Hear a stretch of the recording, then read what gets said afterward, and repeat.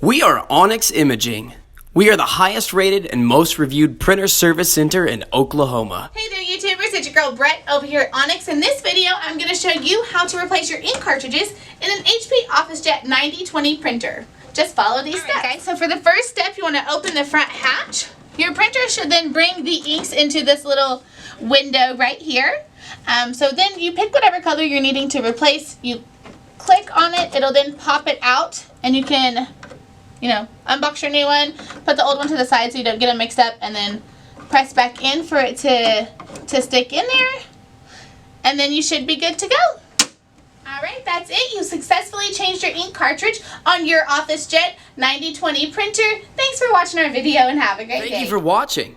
If you're interested in how you can receive free labor on all of your service calls, as well as how to qualify for free printer upgrades, contact us today. We are here for all of your printer and office supply needs.